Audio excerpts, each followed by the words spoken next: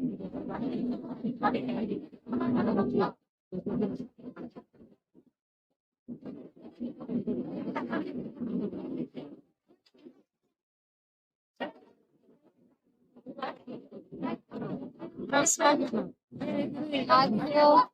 तुळजा भवानी मातेच्या दर्शनाला आपण आलो.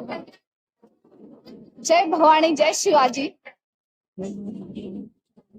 तीर्थयात्राचा हा दौर चालू आहे आणि याचबरोबर आज तुळजापूरला माता भवानीच्या दर्शनाला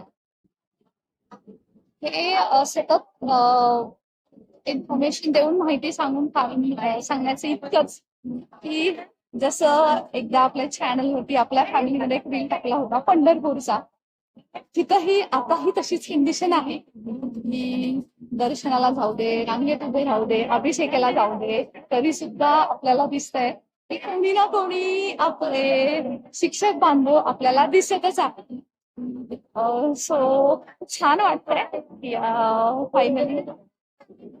आणि सर्वात महत्वाचं हेही लक्षात आलं की या एरियामधले पण बरेच उमेदवार आहेत ज्यांना शिक्षक व्हायचं आहे किंवा त्यांची इच्छा आहे किंवा ते लागलेले आहे.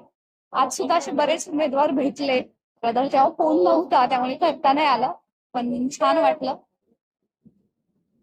भवानीच्या नावाने सांग भलं असं म्हणावंसं वाटलं. आणि अजून एक सर्वांना एक सांगावंसं वाटतंय की जी ही आदिमाया शक्ती आहे त्याच्यावरती तुम्ही विश्वास ठेवा नाही तर न ठेवा, परंतु ती आपल्यासोबत असतेच.